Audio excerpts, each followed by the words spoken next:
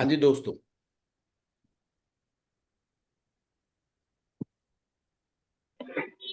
ਤੁਹਾਡਾ ਸਾਰਿਆਂ ਦਾ ਪ੍ਰਗਤੀਸ਼ੀਲ ਲੇਖ ਸੰਘ ਪੰਜਾਬ ਵੱਲੋਂ ਬਹੁਤ-ਬਹੁਤ ਸਵਾਗਤ ਹੈ। ਜਿਵੇਂ ਕਿ ਤੁਹਾਨੂੰ ਪਤਾ ਹੈ ਕਿ ਪ੍ਰਗਤੀਸ਼ੀਲ ਲੇਖ ਸੰਘ ਆਲ ਇੰਡੀਆ ਲੈਵਲ ਤੇ ਆਪਣਾ ਸਥਾਪਨਾ ਦਿਵਸ ਮਨਾ ਰਿਹਾ ਹੈ। 88 ਸਾਲ ਪ੍ਰਗਤੀਸ਼ੀਲ ਲੇਖ ਸੰਘ ਦੇ ਪੂਰੇ ਹੋ ਚੁੱਕੇ ਨੇ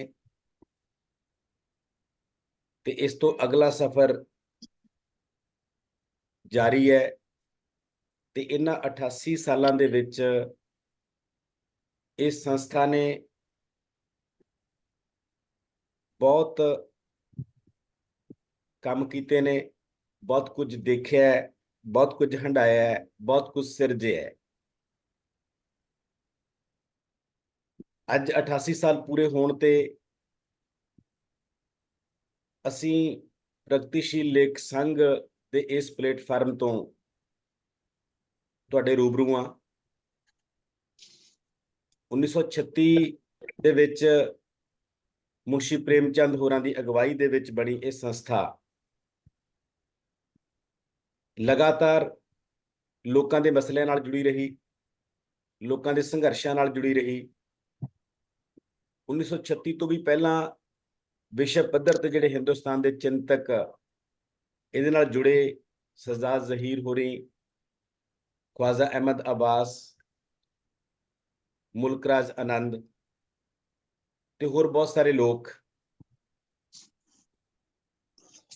ਉਹਨਾਂ ਦੀ ਉਸ ਦੇਣ ਦੀ ਬਦੌਲਤ ਇਹ ਸੰਸਥਾ ਖੜੀ ਹੋਈ। ਪ੍ਰੋਗਰਾਮ ਚੱਲ ਰਿਹਾ ਕਿਤੇ ਟਾਕ ਚੱਲ ਰਹੀ ਤੇ ਅਸੀਂ ਅੱਜ 88 ਸਾਲਾਂ ਬਾਅਦ ਪੂਰੇ ਹਿੰਦੁਸਤਾਨ ਦੇ ਵਿੱਚ ਜਿੱਥੇ ਜਿੱਥੇ ਵੀ ਪ੍ਰਗਤੀਸ਼ੀਲ ਲੇਖ ਸੰਘ ਦੀਆਂ ਸ਼ਾਖਾਵਾਂ ਨੇ, ਉੱਥੇ ਉੱਥੇ ਇਹਦਾ ਸਥਾਪਨਾ ਦਿਵਸ ਮਨਾ ਰਹੇ ਹਾਂ, ਇੰਟਰੋਸਪੈਕਸ਼ਨ ਕਰ ਰਹੇ ਹਾਂ ਤੇ ਨਾਲ ਨਾਲ ਭਵਿੱਖ ਦੇ ਜਿਹੜੇ ਏਜੰਡੇ ਨੇ ਉਹ ਵੀ ਤੈਅ ਕਰ ਰਹੇ ਹਾਂ। ਪ੍ਰਗਤੀਸ਼ੀਲ ਲੇਖ ਸੰਘ ਪੰਜਾਬ ਨੇ ਕੱਲ ਆਫਲਾਈਨ ਲੁਧਿਆਣਾ ਦੇ ਵਿੱਚ ਆਪਣਾ ਸਥਾਪਨਾ ਦਿਵਸ ਮਨਾਇਆ ਸੀ ਤੇ ਅੱਜ ਅਸੀਂ ਆਨਲਾਈਨ ਗੱਲਬਾਤ ਕਰ ਰਹੇ ਹਾਂ। ਤੇ ਸਾਡੀ ਗੱਲਬਾਤ ਦੇ ਵਿੱਚ ਜੋ ਸ਼ਖਸੀਅਤ ਸ਼ਾਮਲ ਨੇ ਉਹ ਨੇ ਮੱਧ ਪ੍ਰਦੇਸ਼ ਤੋਂ ਸਾਡੇ ਪ੍ਰਗਤੀਸ਼ੀਲ ਲੇਖ ਸੰਘ ਦੇ बहुत मेहनती कामे, मेहनती वर्कर जाहिद खान। खान जी, आपका बहुत बहुत स्वागत है। सबसे पहले शुक्रिया। प्रगतिशील लेख संघ पंजाब आपको खुशामदीद कहता है और बात की मुबारक देता है कि हम प्रगतिशील लेख संघ के 88 साल पूरे होने के बाद नए साल में प्रवेश कर रहे हैं और नया जश्न भी मना रहे हैं और नया चिंतन भी कर रहे हैं, नए एजेंडे तय कर रहे हैं। हमारे साथ प्रगतिशील लेख संघ, सर्व भारतीय प्रगतिशील लेख के general secretary doctor Sudev Singh Sirsa हैं। प्रगतिशील लेख संघ पंजाब के प्रधान सुरजीत जज हैं। मैं इसलिए हिंदी और पंजाबी में साथ साथ बात कर रहा हूं कि हमारा ये कार्यक्रम पूरे देश में देखा जा रहा है। प्रगतिशील लेख संघ पूरे हिंदुस्तान की और पूरे विश्व की संस्था है। कल हमने पंजाब में ये प्रोग्राम ऑर्गेनाइज किया था और आज हम ऑल इंडिया लेवल पे इस प्रोग्राम को लेके जा रहे हैं और हमारे बहुत सारे दोस्त जो अलग अलग राज्यों में प्रगतिशील लेख संघ के साथ जुड़े हैं, उनमें से काफी सारे दोस्त इस प्रोग्राम के साथ जुड़ रहे हैं और जुड़ेंगे। इसलिए हम पंजाबी और हिंदी में साथ साथ बातचीत करेंगे ताकि पंजाब से बाहर वाले लोग भी हमारी बात समझ सकें और सुन सकें और इसमें शामिल हो सकें और पंजाब के लोग भी शामिल हो सकें। जाहिद खान, पिछले वर्षों में जाहिद खान ने प्रगतिशील लेख संघ के फ्रंट पे बहुत सारा काम किया है। इनकी कई पुस्तकें प्रगतिशील लेख संघ के इतिहास पर और उसकी डॉक्यूमेंटेशन पर आई हैं। इन्होंने प्रगतिशील लेख संघ का इतिहास संभालने की दिशा में बहुत सारा काम किया है। विशेष तौर पर उर्दू लेखकों का जो योगदान रहा भारत के इतिहास में, भारत की आजादी के इतिहास में और आजादी के बाद के इतिहास में, उस योगदान को समझने और उस योगदान को आज के लेखकों के सामने, आज के समाज के सामने पेश करने में जाहिद खान का बहुत बड़ा काम है। इनकी पुस्तक रूदादे अंजुमन, तरक्की पसंद तहरीक की रह गुजर, तरक्की पसंद तहरीक के हम सफर और तहरीक आजादी और तरक्की पसंद शायर और पौधे जैसी पुस्तक अपने आप में बहुत बड़ी पुस्तकें हैं, जिन्होंने प्रगतिशील लेख संघ के इतिहास को संभाला है, आने वाली पीढ़ियों के लिए सुरक्षित किया है। हम ऐसे ज़हीन विद्वान चिंतक हमारे साथी जाहिद खान का बहुत बहुत स्वागत करते हैं। और इसके बाद मैं डॉक्टर सुदेव सिंह सिरसा से निवेदन करूंगा कि वो सर्व भारतीय प्रगतिशील लेख संघ के महासचिव होने के नाते जाहिद खान का स्वागत करेंगे और इस स्थापना दिवस समारोह के प्रसंग में कुछ बातें करेंगे। उसके बाद हम जाहिद खान से बातचीत करेंगे, वो अपने विषय पर बात रखेंगे। मैं सभी साथियों का स्वागत करते हुए डॉक्टर सुदेव सिंह सिरसा को अपनी बात कहने के लिए आमंत्रित करता हूं। डॉक्टर सुदेव सिंह सिरसा जी। सभी दोस्तों को आदाब। आदाब। मैं सभी दोस्तों का इस समागम में शामिल होने के लिए उनका स्वागत करता हूं। आज प्रगतिशील लेखक संघ का स्थापना दिवस भी है और आज हमारे हिंदुस्तान के बहुत बड़े इंडोलॉजिस्ट और बहुत बड़े लेखक, खासकर और बड़े खोजी चिंतक राहुल संकटयानंद का भी आज जन्मदिन है। तो हम आज के दिन हम उनको भी याद करते हैं। जैसे आपको विदित है कि प्रगतिशील लेखक संघ महज एक लेखकों की लहर, एक सांस्कृतिक आंदोलन ही नहीं था। एक्चुअली ये बहुत बड़ा सामाजिक आंदोलन था। जैसे डॉक्टर नामवर सिंह ने कहा है कि प्रगतिशील साहित्यिक आंदोलन के जो फिक्र थे महज साहित्यिक नहीं थे, ये हिंदुस्तान की जो भक्ति मूवमेंट है, मध्यकाल की भक्ति मूवमेंट के बाद हिंदुस्तान का सबसे बड़ा सांस्कृतिक और सामाजिक आंदोलन है। आप लोग जानते हैं कि जब फर्स्ट वर्ल्ड वॉर के बाद बहुत बड़ा मंदवाड़े का सामना करना पड़ा, आर्थिक मंदवाड़ा 1928-29 में देखा लोगों ने, और उस 1930 के आसपास हम देखते हैं कि बहुत से ऐसे प्रश्न उठते हैं संसार भर में पूंजीवाद को लेके, और दूसरी तरफ हम देख रहे हैं कि नाजीवाद और मुसोलिनी का, इटली का जो फाशीवाद था, ये दोनों को लेके भी दुनिया भर के लेखक, चिंतक, तमाम लोग जो बहुत चिंता कर रहे थे, और ये एक डर सा, एक भय का माहौल बन रहा था दूसरे महायुद्ध की तैयारी का।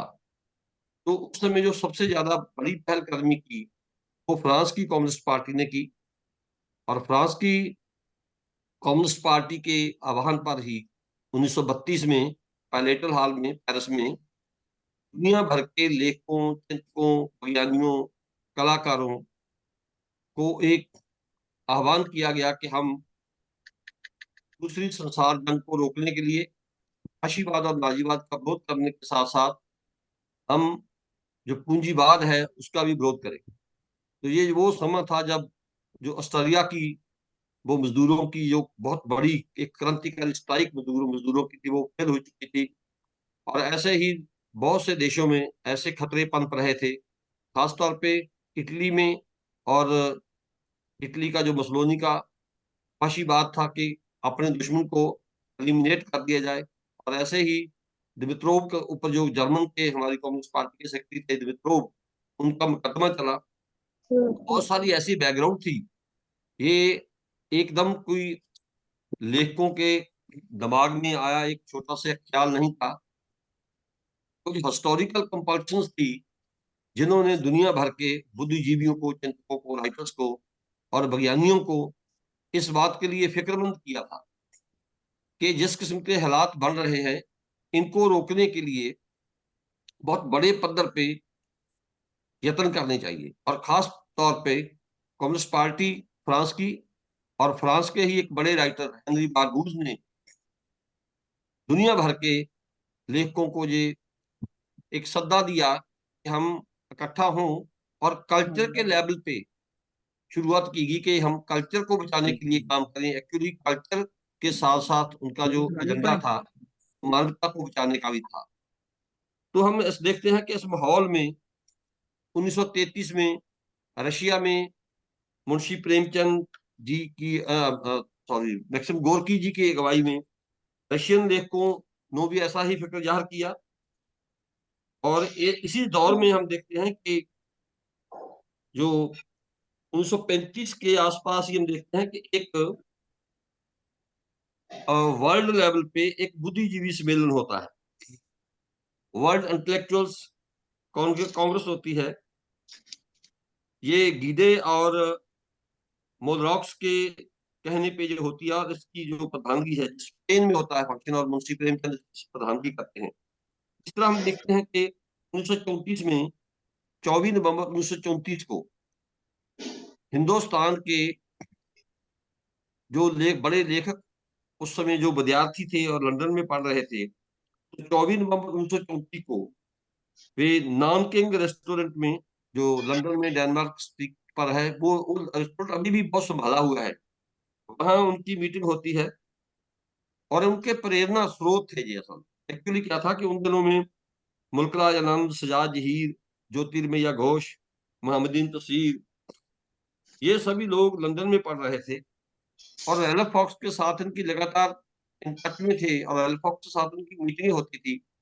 तो ये 1934 और 35 में बहुत लगातार हम सरगर्मी देखते हैं।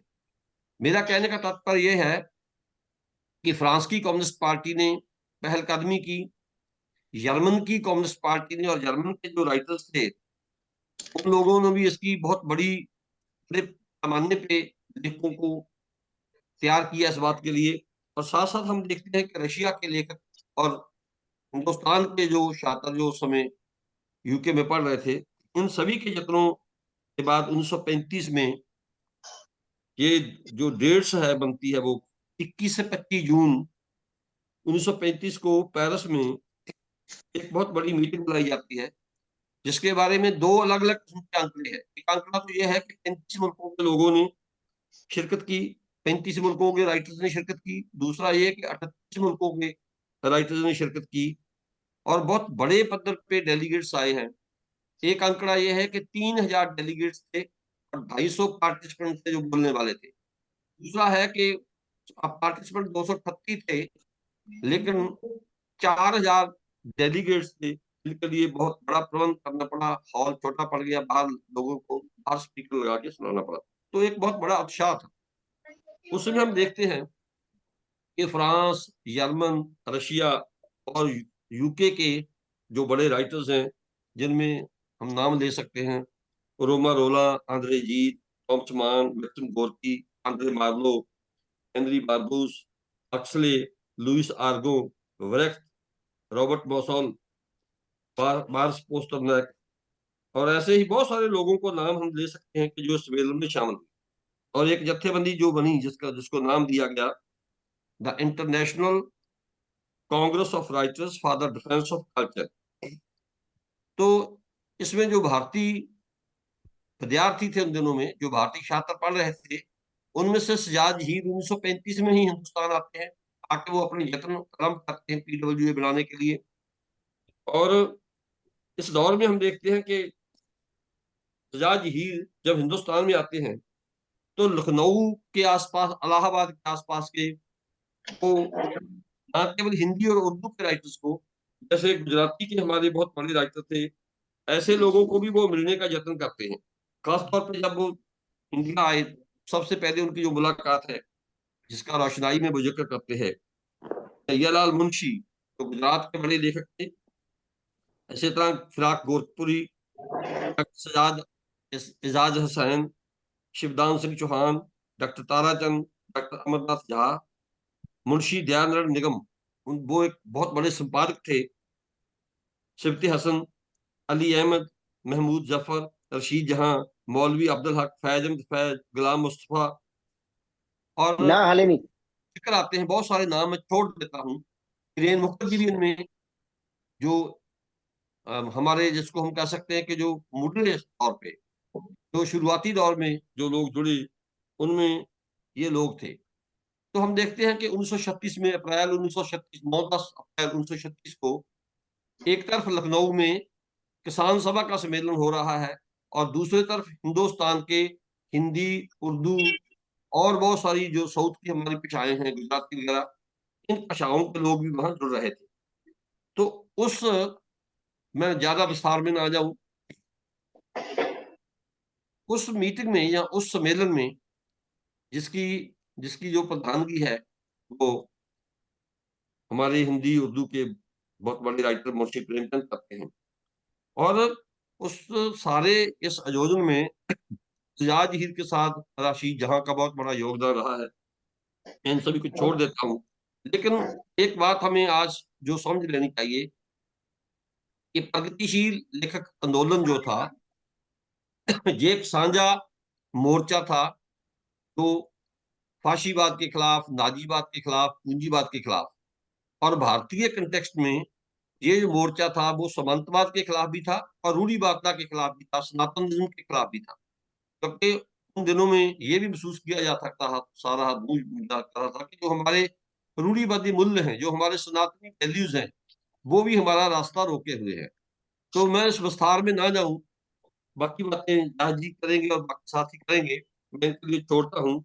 लेकिन एक बात हमें ध्यान में रखनी होगी कि उस समय इसमें केवल लेखक, कलाकार, बुद्धिजीवी ही नहीं थे, बड़ी सियासी हस्तियां भी इसमें शामिल रही। जैसे पंडित जवाहरलाल नेहरू, जो दूसरा सम्मेलन होता है इलाहाबाद में, उसमें बहुत अच्छा वो भाषण भी देते हैं।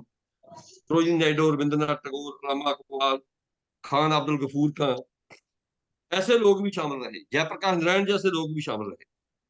एक्चुअली क्या था कि ये प्रगतिशील आंदोलन, जो आज भी हमें इस बात को ध्यान में रखना होगा कि प्रगतिशील साहित्यिक आंदोलन लेखकों का, बुद्धिजीवियों का, चिंतकों, कलाकारों का, रंगकर्मियों का एक साझा मोर्चा था, जो फाशीवाद के खिलाफ, नाजीवाद के खिलाफ, पूंजीवाद के खिलाफ, गुलाम मुल्कों की आजादी के लिए, मजदूर और औरत के जो हक है उनके लिए था, और साथ ही साथ समांतवाद से मुक्ति और हमारी रूढ़िवादी जो वैल्यूज है, जो हमारी सनातनी वैल्यूज है, जो हमारा रास्ता रोके हुए, उनसे मुक्ति, इन आदेशों को लेके बना था। तो आज भी हमें इस बात को समझना होगा कि जिस किस्म के आज हालात बने हुए हैं, एक तरफ कारपोरेट का बहुत बहुत बड़ा हमला है, कारपोरेट का हमारी इकोनॉमी को और स्थानिक इकोनॉमीज को खत्म करने का यत्न हो रहा है, और साथ ही साथ जो हमारे सांप्रदायिक ताकतें हैं, बहुत वो सर उठा रही हैं, बहुत मजबूत हो रही हैं। इन सब के लिए हमें भी, लेखकों को ये सोचना होगा कि हमें भी तमाम भाषाओं के, तमाम क्षेत्रों के जो हमारे राइटर्स हैं, उनका एक विशाल मोर्चा तैयार करना होगा। इसमें जरूरी नहीं कि केवल केवल जो है लेफ्ट ओरिएंटेशन वाले लोग इसमें आए, जो ह्यूमनिस्ट हैं, जो लिबरल हैं, जो समाज को आगे लेके जाना चाहते हैं, हमें उन सभी को इसमें शामिल करना चाहिए। हमें अपने इतिहास को देखते हुए इस बात के लिए तैयार रहना होगा कि हमने इस मोर्चे को, हमारे इस साहित्यिक आंदोलन को और बड़ा करना है। तो मैं सभी साथियों का बहुत धन्यवाद करता हूँ कि आपने हमारा बहुत छोटा सा एक आमंत्रण स्वीकार किया है और आप सभी जुड़े हैं। आप सभी दोस्तों का मैं बहुत एहतराम करता हूँ। धन्यवाद। बहुत शुक्रिया सर। तो अब हम सीधे जाहिद खान के पास चलते हैं। जाहिद खान जी, थोड़ा सा अपने काम के बारे में इंट्रोडक्शन देते हुए आप प्रगतिशील धारा, प्रगतिशील आंदोलन के बारे में परिचय देंगे। उसके बाद हम और आगे बड़े प्रश्नों के रूबरू होंगे। जाहिद खान जी।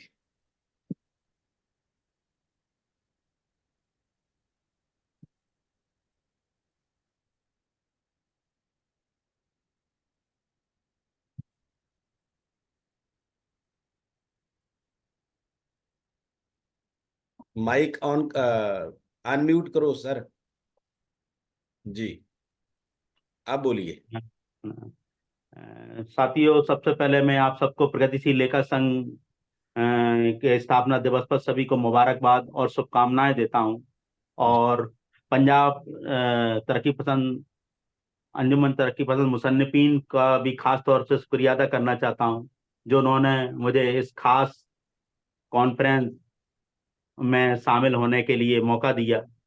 अ, इतने सीनियर साथियों के सामने बातचीत करने का मेरा ये पहला मौका है।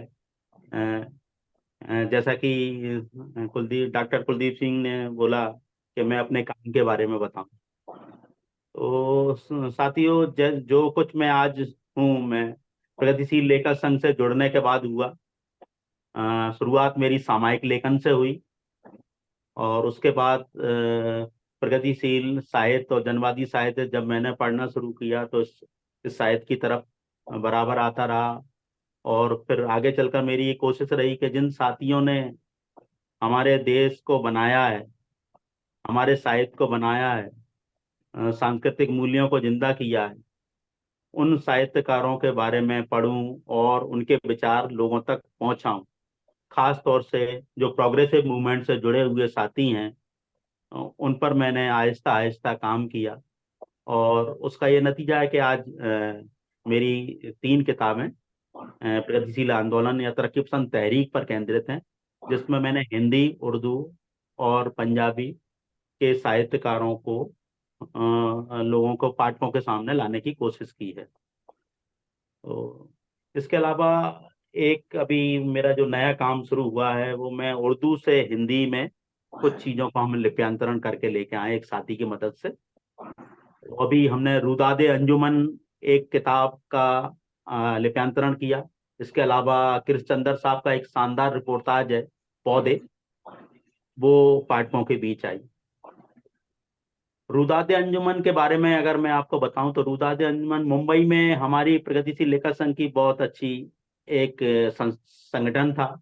उसमें सज्जाद जही, साहिर लुधियानवी, कैफी आजमी, अली सरदार जाफरी, कृष्णचंद्र, इस्मत चुगताई जैसे तमाम नामी गिरामी अदीब वहाँ इकट्ठे थे। तो उन अदीबों की जो बैठकें होती थी, उन बैठकों का ब्यौरा है रुदादे अंजुमन में। और ये बैठकें होती थी 1946-47 में। इन बैठकों से हमें ये मालूम चलता है कि अदीब किस तरह से काम करते थे, किस तरह का लेखन करते थे, उनकी मीटिंगों में किस तरह से बातचीत होती थी, उनके सरोकार क्या थे, वो किस तरह से जनता के आंदोलन से जुड़े थे, उनकी समस्याओं को देख रहे थे। तो ये सब मेरा छोटा सा काम है। जाहिद जी, आपने उर्दू अदब के प्रसंग में प्रगतिशील जो साहित्य है उसकी खोज की, उसके बारे में किताबें लिखी। डॉक्टर सुदेव सिरसा ने थोड़ी बात की है कि कैसे प्रगतिशील लेख संघ शुरू हुआ। आप इस बैकग्राउंड पर कुछ और रोशनी डालना चाहते हो? इस प्रसंग में आप कुछ कहना चाहते हो? इसकी शुरुआत कैसे हुई? ये आंदोलन शुरू कैसे हुआ? कॉमरेड सिरसा ने अभी प्रगतिशील लेखक संघ का बैकग्राउंड, गठन के पीछे इसकी पृष्ठभूमि क्या थी, जी, तो बहुत ही विस्तार से उन्होंने अपनी बात कही कि इसके प्रगतिशील लेखक संघ यूं ही नहीं बन गया था।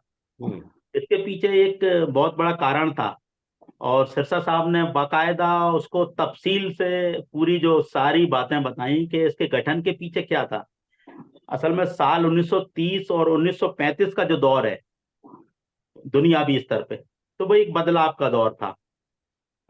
जैसा कि आप सिरसा साहब ने बताया कि पहला विश्व युद्ध छिड़ा हुआ था और फांसीवादी ताकतें पूरी दुनिया पर काबिज होने के लिए अभियान चलाए हुए थी। तो उस फांसीवाद के खिलाफ एक आंदोलन खड़ा हुआ और उस आंदोलन से भारतीय लेखक, जिसमें सज्जाद जही थे, डॉक्टर मोहम्मद दीन तासीर थे, मुल्कराज आनंद, जो लंदन में तालीम कर रहे थे, तो जब उन्होंने ये देखा कि दुनियावी स्तर पर इस तरह का बदलाव हो रहा है, तो उस आंदोलन से ये लोग भी जुड़े और उस आंदोलन से प्रेरणा लेकर सज्जाद जहीर जब हिंदुस्तान वापस लौटे, तो उन्होंने इस आंदोलन प्रगतिशील लेखक संघ का गठन किया इसका मसौदा तो लंदन में ही हो गया था, जैसे सिरसा साहब ने बताया। लेकिन इस संस्था को गठन के पीछे उन्होंने लगातार यहाँ के जो खास हिंदी उर्दू के राइटर थे उनसे विचार विमर्श किया, उसके मसौदे पे बातचीत की, तब जाकर वो उसको फाइनल टच दिया। और ये तय हुआ कि लखनऊ में प्रगतिशील लेखक संघ का हम पहला अधिवेशन करेंगे। और वो तारीख मुकर्रर हुई 9-10 अप्रैल। रिफा आम क्लब लखनऊ का जो ऐतिहासिक क्लब है, उसमें ये बैठक हुई। सदारत मुंशी प्रेमचंद ने की। जैसे कि हमारा आज का विषय है तरक्की पसंद तहरीक और उर्दू अदीब, तो प्रेमचंद को आज हम हिंदी के बड़े रचनाकार के तौर पर याद करते हैं। लेकिन प्रेमचंद महज हिंदी के नहीं थे, वो उर्दू के भी उतने ही बड़े रचनाकार थे। बल्कि उनका जो समूचा लेखन है, सारा लेखन है, वो उर्दू में ही है। और बल्कि मैं तो ये कहूंगा उर्दू से हिंदी में उनका लेखन आया। और उर्दू में क्यों ना हो, ये जिस हम दौर की बात कर रहे हैं, आजादी से पहले के दौर की, उर्दू जबान का उस समय बोलबाला था। तमाम जो हमारे स्वतंत्रता संग्राम सेनानी, अदीब, ये सब उर्दू में अपनी बात कह रहे थे। हम्म। उर्दू अखबार उसमें थे, प्रभुत्व में थे। तो निश्चित तौर पे इसमें जब तरक्की पसंद तहरीक की जब शुरू हुई, तो निश्चित तौर पे उसमें उर्दू अदीबों ने इसकी अगुवाई की। जी। क्योंकि ज्यादातर अदीबों की जो जबान थी, जो राष्ट्रीय जबान थी, वो उर्दू थी। तो उसमें सज्जाद जाहिर साहब, फिराक गोरखपुरी, जोश मलियाबादी, रशीद जहां, इस्मत चुगताई, अली सरदार जाफरी जैसे तमाम लोग जुड़े और उन्होंने जाहिद इसकी हिमायत जाहिद जी, की, मैं एक मिनट समर्थन आपको किया। रोकना चाहता हूँ। मैं एक जी बात जी पूछना चाहता हूँ, इसके साथ जोड़ना चाहता हूँ जी। कि ये कोई इत्तेफाक था कि प्रगतिशील लेख संघ धारा में जो इसको शुरू करने वाले लोग थे वो उर्दू पृष्ठभूमि से थे। जी जी जी जा जी। कोई उर्दू से जुड़े जो चिंतक साहित्यकार थे वो चिंतन के मामले में आगे थे, जा कोई ऐसा कोई इत्तेफाक बना कि इसकी बागडोर उर्दू लोगों के हाथ में आई और उन्हें सबसे ज्यादा काम उर्दू बैकग्राउंड से जुड़े लोगों ने किया? नहीं, जैसे मैंने डॉक्टर साहब बताया कि उस जमाने में उर्दू का बोलबाला था। जी। उ- उर्दू एक खास जबान थी मुल्क की, और पढ़े लिखों की जबान उर्दू फारसी मानी जाती थी। हम्म। तो निश्चित तौर से जो हमारे अदीब थे वो उस समय इस तरह का नहीं था कि आज तमाम लोग इस जबान से नावाकिफ हैं। लेकिन उस समय जो पढ़े लिखे लोग थे उर्दू जबान से वाकिफ थे। पंजाब के भी तमाम अदीब अपनी मातृभाषा पंजाबी से ज्यादा उर्दू में काम करते थे। जैसे आप राजेंद्र सिंह बेदी साहब को जानते हैं, कृष्णचंद्र साहब को जानते हैं, हम्म। मंटो, ये सब लोग लाहौर और इनके भी पंजाबी पृष्ठभूमि थी। मंटो पंजाबी भाषी थे, बल्कि मैं तो ये कहूंगा, लेकिन उर्दू में लेखन करते थे। तो उस समय की बात थी, ये दौर दौर की बात थी। और हमारे जो तमाम स्वतंत्रता संग्राम सेनानी थे, राजा राम मोहन राय के जो अखबार निकालते थे, उसमें भी कई उर्दू अखबार थे। मौलाना अबुल कलाम आजाद, उस समय कई उर्दू अखबारों का बोलबाला था। आजादी के बाद पृष्ठभूमि बदलती है, हम्म। तो निश्चित तौर पे उर्दू अदीब उसमें आगे थे। इसमें कोई शक नहीं। इसमें एक नाम सबसे ज्यादा चर्चित रहा, वो नाम था रशीद जहां का। जी जी। एक औरत के रूप में जब हम आज के दौर में भी देखते हैं कि औरत की क्या भूमिका है, तो उसमें राशिद जहां की भूमिका जो बहुत महत्वपूर्ण भूमिका, आप उस पर थोड़ा सा रोशनी डालिए, उसके योगदान पे थोड़ा सा रोशनी डालिए। जी। डॉक्टर साहब, जैसा सभी साथी जानते हैं कि डॉक्टर रशीद जहां का प्रगतिशील लेखक संघ के गठन में एक बड़ा योगदान था। हम्म। इतन उनका यहाँ तक योगदान था कि सज्जाद जहीर के साथ जो अदीबों को जो जोड़ने की, जो लाहौर, पंजाब और तमाम शहरों में जो यात्राएं की थी, वो सज्जाद जहीर के साथ थी। और यहाँ तक कि मौलवी अब्दुल हक, फैज अहमद फैज, सूफी गुलाम मुस्तफा जैसे हम्म। नामी गिरामी लेखकों को उन्होंने अपनी कोशिशों से जोड़ा। हम्म। कृष्ण चंद्र भी वहीं थे अमृतसर हाँ दौर में। हाँ, ये सभी साथियों और को इन्हीं उन्होंने इन्हीं के जोड़ा। साथ यह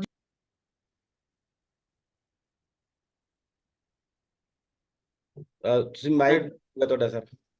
जी नऊ की कॉन्फ्रेंस में रशीद जहां के साथ साथ हजरा बेगम की भी बहुत बड़ी भूमिका थी। जी जी जी। जी जी। हाजरा मसरूर थी, खदीजा मसरूर थी, और बाद में जाके फिर इस्मत चुगताई जुड़ती हैं, रजिया सज्जाद जहीर जुड़ती हैं, और इस तरह से कारवां बढ़ता जाता है। लेकिन अगुवाई की अगर बात करें तो उसमें डॉक्टर रशीद जहां का नाम हम अव्वल नंबर पर लेंगे। हम्म। यहाँ तक कि प्रेमचंद को सदारत के लिए तैयार करने में भी रशीद जहां का बड़ा योगदान बताते हैं। हम्म। इसके अलावा चंदा जुटाना, यूनिवर्सिटी में टिकट बांटना, और घर घर जाकर लोगों को तैयार करना, तो हम्म। इसमें रशीद जहां ने बड़ी भूमिका निभाई।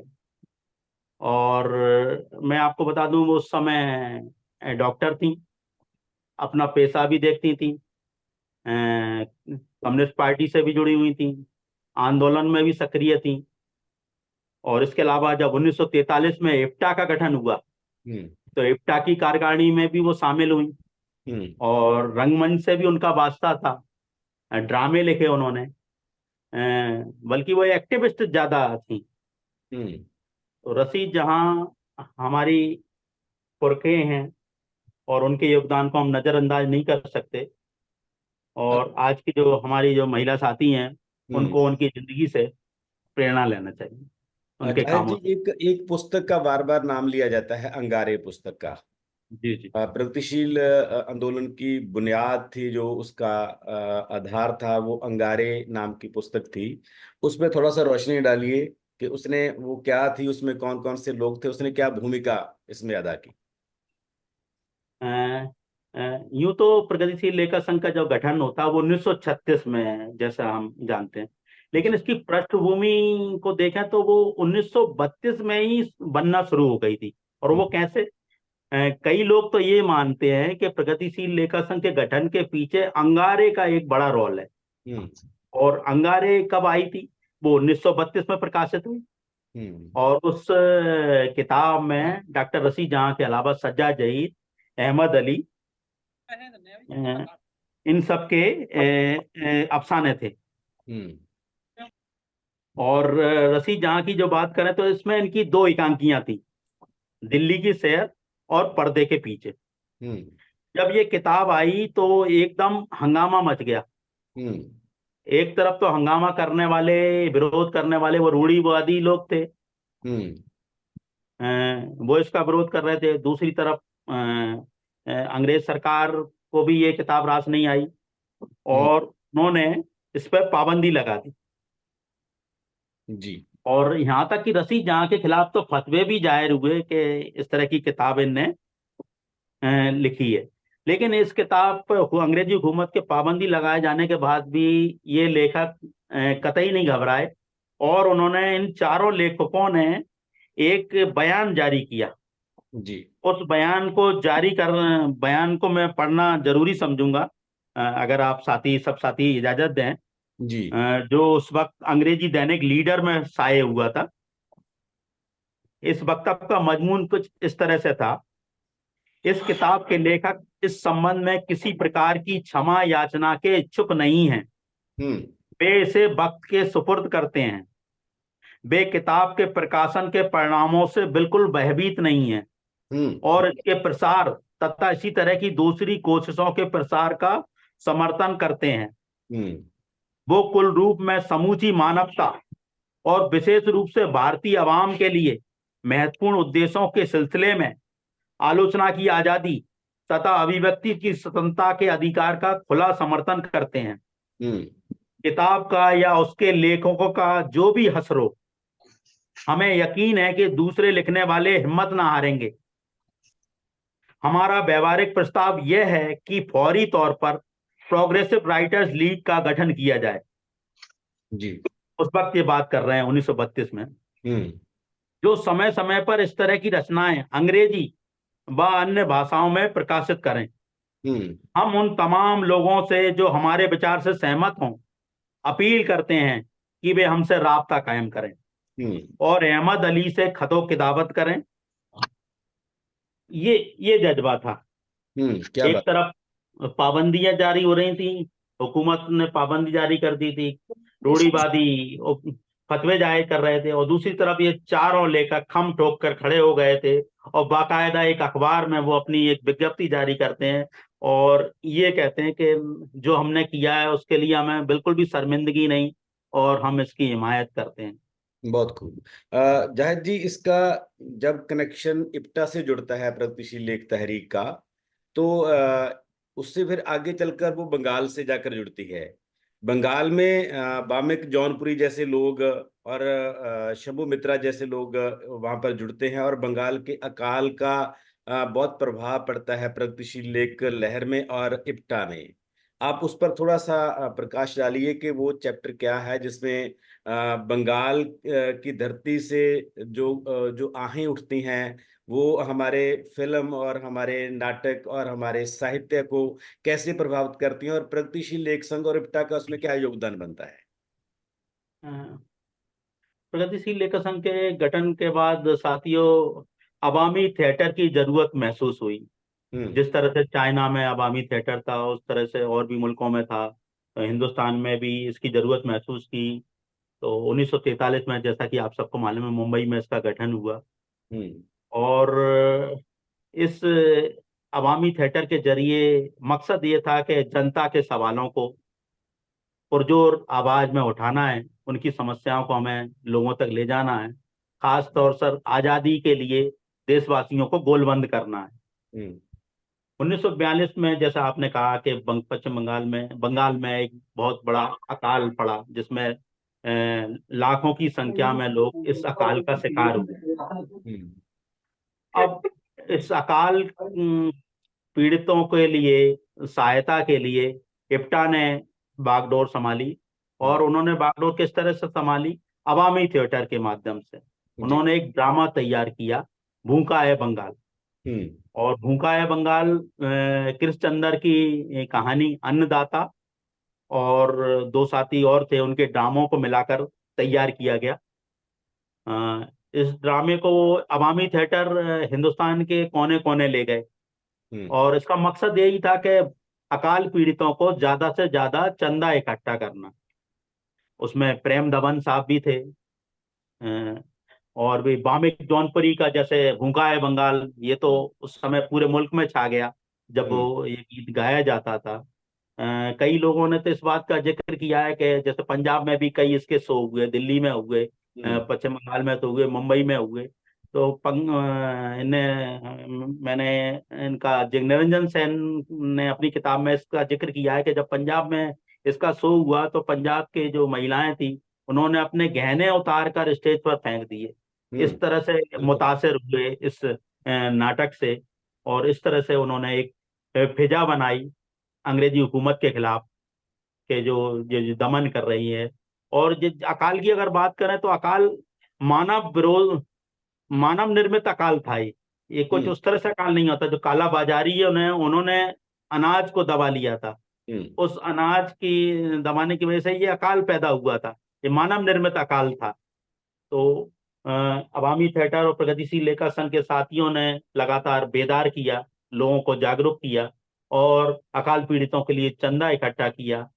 तो ये बड़ा योगदान है 1943 जी। में जो इसी पे बाद कारनामा। में जाके धरती के लाल जैसी फिल्म बनती जी है जी जो जी जो पूरे देश में चलती है, बहुत ज्यादा देखी जाती है। और जी एक बात मैं शाह और। शाह जी शाह जी जी मित्र, इसी जी के कॉमरेड, साथ आपकी सूचना के लिए एक बात जोड़ दें, क्योंकि आपने काफी काम किया है।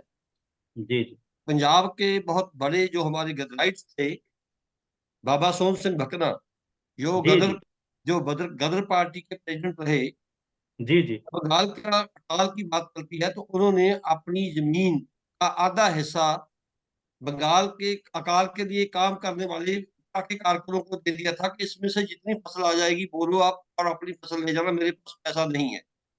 तो ऐसी सलाम है, चीजें भी, सैल्यूट है, सैल्यूट है। जी, ऐसी चीजें भी नोट करनी चाहिए हमें कि जी हमारे जी पुरखे, जी हमारे बुजुर्ग लोग कैसे थे।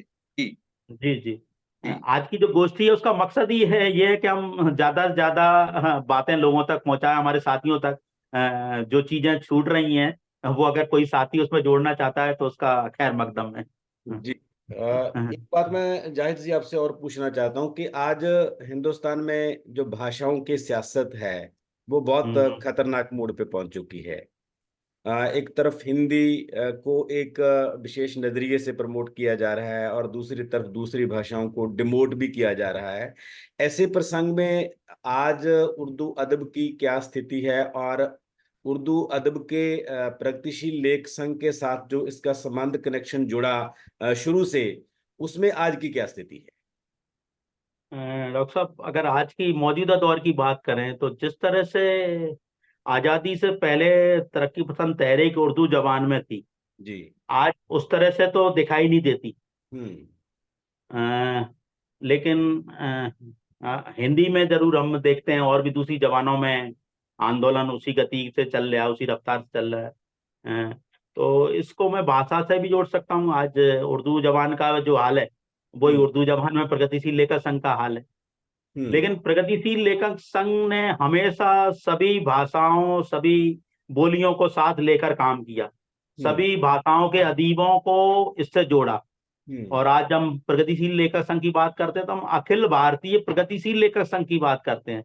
प्रगतिशील लेखक संघ अकेला ऐसा संगठन है जो सभी भाषाओं में फैला हुआ है और सभी भाषाओं को बराबर प्रमोट करता है, और सभी साथी अपनी अपनी भाषाओं में प्रगतिशील और जनवादी मूल्यों की बात करते हैं। केवल हिंदी में ही नहीं, तमाम भाषाओं में हम उन्हीं मूल्यों को बढ़ाने का काम कर रहे हैं।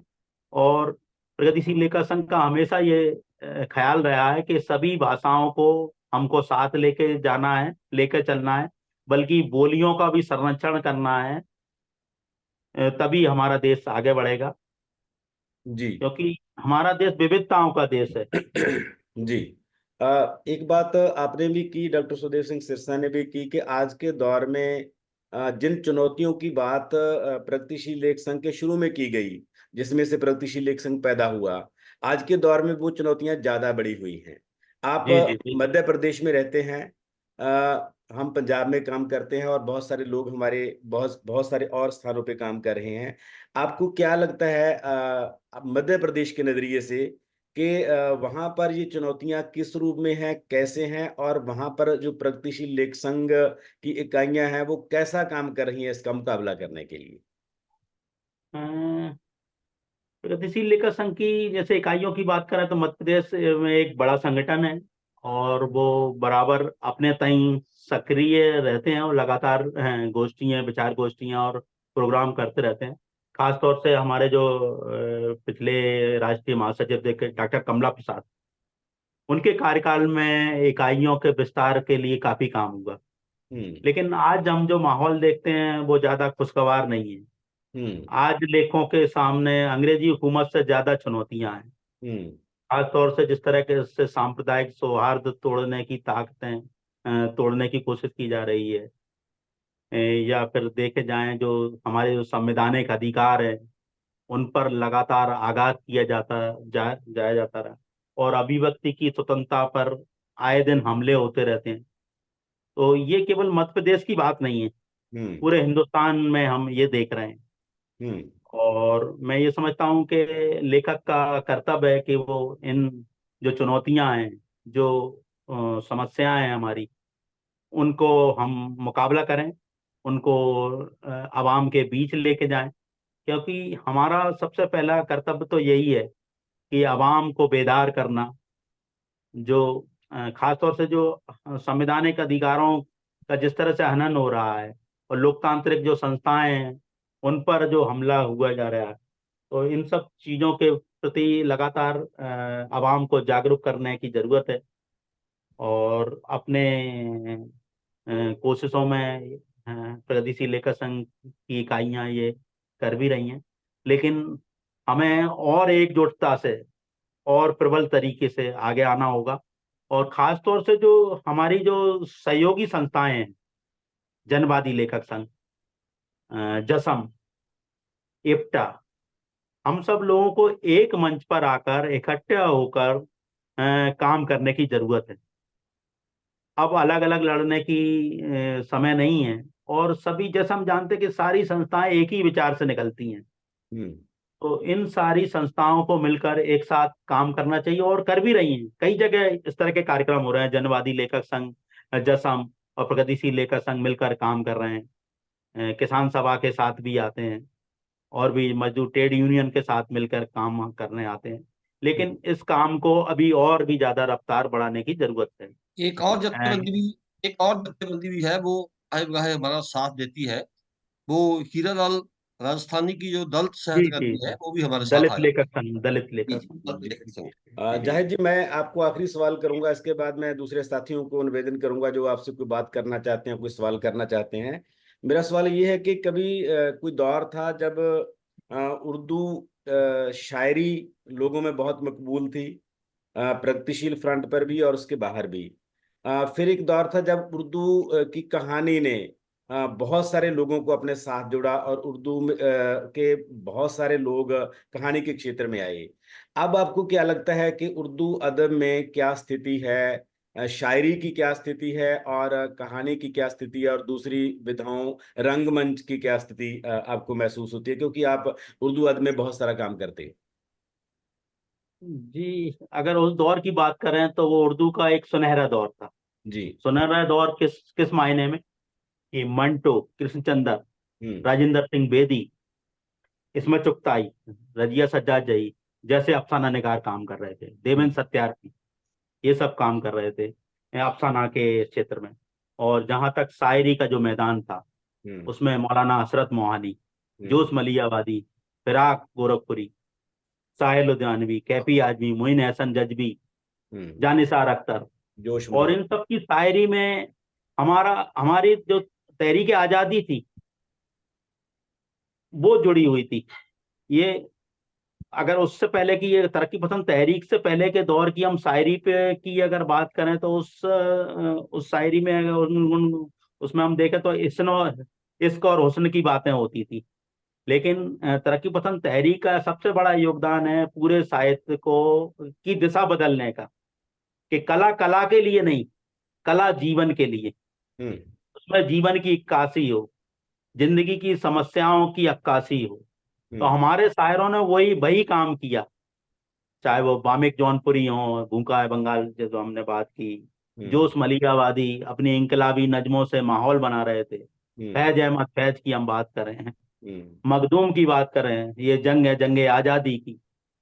तो ऐसी तमाम अगर देखें कि आज ऐसे कमजोर क्यों हैं, आज तो ज्यादा चुनौती है। हम्म।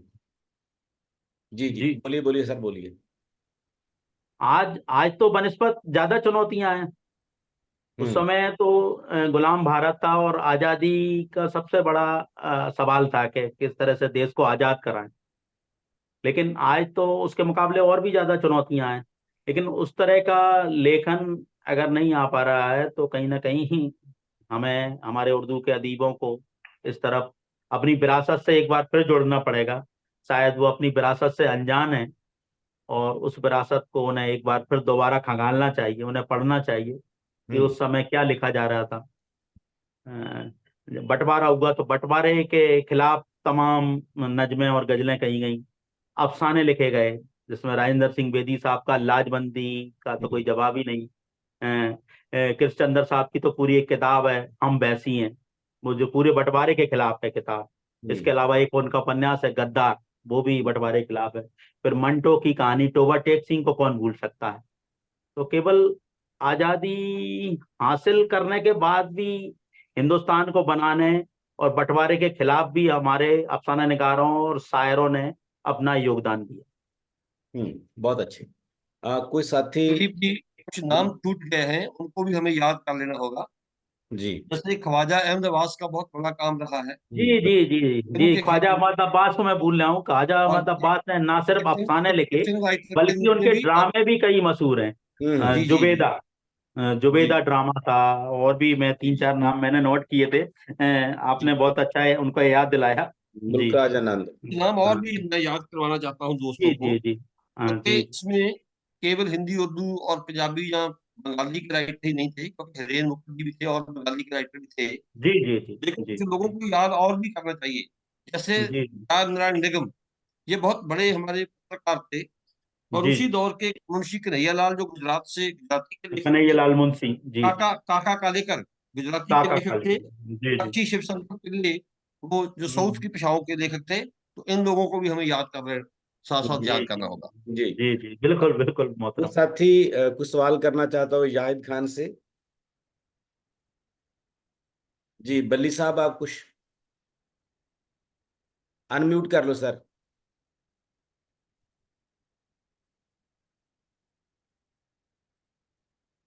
बल्ली साहब अनम्यूट कर लो।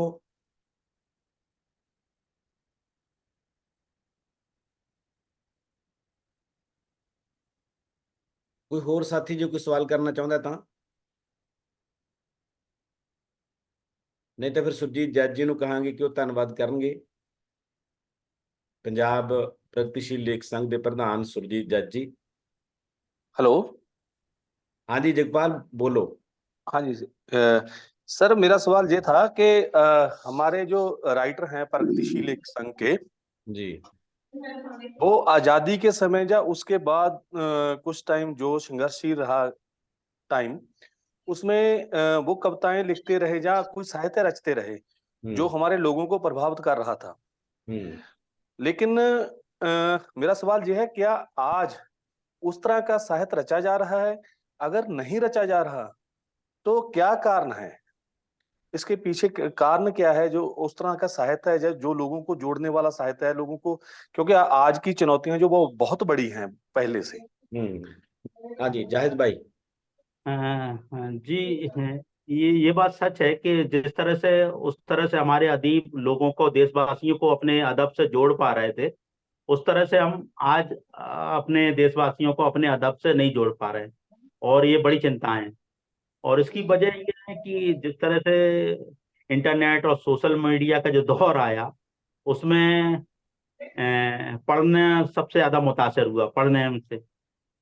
और ऐसा नहीं कि हमारे लेखक लिख नहीं रहे, ऐसी तमाम रचनाएं आ रही हैं, ऐसे तमाम संपादन की हुई किताबें आ रही हैं। लेकिन सबसे असली जो समस्या है, जो चैलेंज है हमारे सामने, वो आम पाठकों तक उन किताबों को, उस लेखन को पहुंचाने का सबसे बड़ा सवाल है। तो जब तक वो साहित्य हम आम पाठक तक नहीं पहुंचाएंगे, तब तक हम उनको अपने जीवन मूल्यों, प्रगतिशील मूल्यों, जनवादी मूल्यों और जो हम अपनी बात कहना चाहते हैं, तब तक हम उनको कन्वे नहीं कर पाएंगे। तो जी सबसे बड़ी आज जो समस्या है कि पाठकों तक कैसे पहुंचा जाए। ऐसा नहीं कि नहीं लिखा जा रहा है, तमाम भाषाओं में अच्छा साहित्य लिखा जा रहा है और उस पर बात भी हो रही है, अदबी मैगजीनों में खूब बात होती है, लेकिन आम पाठकों तक नहीं पहुंच पा रहा है। तो उसके हमें नए रास्ते तलाशने होंगे कि किस तरह से ये साहित्य ज्यादा से ज्यादा लोगों तक पहुंचे। क्योंकि अदीब का मकसद क्या है? अदीब का आखिरी मकसद तो यही है कि लोगों तक पहुंचना, उसकी रचना। जब तक उसकी रचना लोगों तक नहीं पहुंचेगी, तब तक वो उसका प्रभाव क्या बनेगा। जी तो बल्ली ये साहब, बड़ी। बल्ली साहब। हाँ हाँ, मैं बात करना चाहता हूँ। जी इजाद खां बहुत अच्छी बातें कर रहे हैं। जी शेरशाह साहब ने भी बहुत अच्छी बात की है। मैं मानवी बोलूँ, और वो जो संस्कृति, मानवीय संस्कृति की रचना करने के लिए एक चेतना का उदय हुआ था 1935-36 में। इससे पहले भी 2-3 साल चलता रहा वो। मैंने देखा, आपने बंटवारे की बात की है। बंटवारा अब भी मनों में है। There is a divide line in minds, और पहले भी था। मैं धार्मिक जो टॉलरेंस की, रिलीजियस टॉलरेंस की, धार्मिक सहनशीलता की बात करना चाहता हूँ। 47 से पहले देखा होगा, और उस समय जो बकरे बकरे अलग अलग संगठन थे धार्मिक, वो इकट्ठे होकर ऐसा विचारों का मानवीकरण कर रहे थे जिसमें कॉमन लोग आते थे, साधारण व्यक्ति आते थे। और ऐसे लगता था कि एक हमारा जो कॉमन कल्चर है, मानवीय कल्चर है, वो पैदा हो रहा है और ये इंटेग्रेट हो रहा है। लेकिन जब भी वो पॉलिटिकल बात आगे चली, डिवाइड की बात आगे चली, तो ये सब कुछ जो था डिसइंटेग्रेट हो गया, टूट गया। ये धार्मिक सहनशीलता और वो विचार जो मानवीय विचारों का साहित्य आगे प्रोजेक्ट करने की कोशिश करता रहा है, और अब भी कर रहा है। क्या ये एक दिन ऐसा आएगा कि आम लोग इसमें इकट्ठे हो सकेंगे? अगर ये राजनीतिक बातों पर लोगों को अवेकन नहीं किया गया, जो राजनीतिक कारण होते हैं वो सभी चीज के लिए, डिवाइड के लिए जिम्मेवार हो जाते हैं। तो आज जो इंसिडेंट की बात है, कोइंसिडेंट की बात, लखनऊ में वो चेतना की बात चली, नई चेतना की, यूनिफाइंग कॉन्शियसनेस की, लेकिन यही लखनऊ है जहां से डिसइंटीग्रेट करने की बात बड़ी तेजी से चल रही है। और आज जब हम बातें करते हैं, हम नई चेतना की बात कर रहे हैं, वो प्रगतिशीलता की बात कर रहे हैं, तो प्रगतिशीलता लोगों के मन में आनी चाहिए। ये भावनाओं की बात है। जब भावनाओं की बात चलती है तो धर्म की बात चलती है, और सतही सतर पर एक एकता लगती है। लेकिन जब राजनीतिक जो कारण हो जाते हैं, जिनको हम आज की चुनौतियां कह रहे हैं, वो ऐसे कारण बन जाते हैं कि जो वो पेतली सी हमारे बीच एक संगठन होने की बात होती है, संगठित होने की, वो टूट जाती है। तो इसको कैसे ठीक करना है? एक साहित्य कैसे ठीक करेगा? कैसी संस्कृति हमने क्रिएट करनी है थ्रू कल्चर? कल्चर कैसा क्रिएट करना है? ऐसी जो हमारी अनुभूति है, हमारी जो अभिव्यक्ति है, जो हमारी मन की स्वतंत्रता है, इस भारत में, इस हिंदुस्तान में, उसको बनाए कैसे रखना है? जी। बड़े सवाल है जो आज मौजूदा दौर के जो सवाल है। गुलाम भारत में तो हम केवल अंग्रेजी सरकार जो भारी हुकूमत थी उसको हम झेल रहे थे, और आज तो हमारे जो हुक्मरान है वो हमारे चुने हुई सरकार है। यस। और आज हमें अपनी जो सरकार है उस सरकार के खिलाफ लोगों को जागरूक करना है। उनके जो मनुष्य विरोधी जो काम है, जो संविधान विरोधी काम है, उनके खिलाफ हमें लोगों को जागृत करना है। और जैसा कि आपने कहा कि आज जिस तरह का जो एकता था गुलाम भारत में, उस एके में कमी आई है। और उस यस। एके जो तोड़ने का जो काम किया है, तो निश्चित तौर पर राजनीति ने किया है। और यस। कोई भी नीति है वो नहीं चाहती कि जनता एकजुट तो अपने सवालों को उठाए। तो वो लगातार इस तरह के सवालों को हमारे समाज में फैलाती रहती है कि लोग बटे रहें। जब लोग बटे रहेंगे तो वो मूल सवालों की तरफ कभी नहीं आएंगे। बिल्कुल। तो उस राजनीति का तो हमेशा से ये सगल रहा है कि लोगों को किस तरह से हमें दूर करना है, वो जोड़ने का काम नहीं करती है आज की जो राजनीति है। और आज जिस तरह से असहिष्णुता है, उस तरह से उस समय तो हमने बंटवारा देखा, बंटवारा हुआ, जमीनों का बंटवारा हुआ, लेकिन आज तो मनों का बंटवारा बहुत बड़ा हो गया है। और उस बंटवारे को लगातार उसका विस्तार दिया जा रहा है लगातार। और वो विस्तार कौन दे रहा है? जो सत्ता में बैठे हैं। बिल्कुल बिल्कुल। जी जी। और लेखक तो लगातार काम कर रहा है, एक्टिविस्ट लगातार काम कर रहे हैं, जोड़ने का काम कर रहे हैं। लेकिन जी। आज मैं मीडिया की भूमिका पे भी एक सवालिया निशान लगाना चाहता हूँ। एक मीडिया वो थी जो लोगों को एकजुट कर रही थी, देश की आजादी की भावनाएं फैला रही थी। और आज की जो मीडिया है वो खुद एक सत्ता का हरवारा बन गई है। और मैं तो ये कहूंगा कि वो इस वक्त प्रवक्ता की भूमिका में है, सत्ता दल की। और वो जोड़ने का काम कम और तोड़ने का काम ज्यादा कर रही है। और ऐसे मामलों में निश्चित तौर पे जो प्रगतिशील जनवादी ताकतें हैं उनके सामने ज्यादा चुनौतियां हैं, और वो अपने तई लगातार काम कर रही हैं। लेकिन चैलेंज है, लेकिन हमें हिम्मत नहीं हारना है। और प्रत्येक साथी को अपने अपने स्तर पर लगातार कोशिशें करना होंगी, तो दिल भी जुड़ेंगे। और ये समाज में जो असहिष्णुता जो फैली हुई है वो असहिष्णुता भी दूर होगी, सांप्रदायिक सौहार्द बढ़ेगा। लेकिन हमें अपने अपने स्तर पर इसके लिए कोशिशें करना होंगी। जी। और निश्चित तौर से इसमें लेखक और दानिश्वर का सबसे बड़ा योगदान रहेगा। बिल्कुल उनकी सबसे बड़ी भूमिका है बिल्कुल बिल्कुल। और उन्हें अपनी भूमिका से पीछे नहीं हटना चाहिए। मैं ਹੁਣ ਸੁਰਜੀਤ ਜੱਜ ਜੀ ਨੂੰ ਬੇਨਤੀ ਕਰਦਾ ਕਿ ਉਹ ਧੰਨਵਾਦ ਕਰਨਗੇ ਸਾਰੇ ਦੋਸਤਾਂ ਦਾ, ਵਿਸ਼ੇਸ਼ ਤੌਰ ਤੇ ਜ਼ਾਹਿਦ ਖਾਨ ਹੋਰਾਂ ਦਾ, ਜਿਨ੍ਹਾਂ ਨੇ ਬਹੁਤ ਖੂਬਸੂਰਤ ਗੱਲਬਾਤ ਕੀਤੀ। ਸੁਰਜੀਤ ਜੱਜ ਜੀ, ਪ੍ਰਧਾਨ ਪ੍ਰਗਤੀਸ਼ੀਲ ਲੇਖ ਸੰਘ ਪੰਜਾਬ। नमस्कार साथियों, बहुत खूबसूरत बातें हुई। जाहिद जी ने उर्दू अदब के मार्फत हमें बहुत सी नई बातें जानने के लिए दी। सभी दोस्तों का प्रगतिशील लेखक संघ पंजाब इकाई की तरफ से मैं धन्यवाद करता हूं।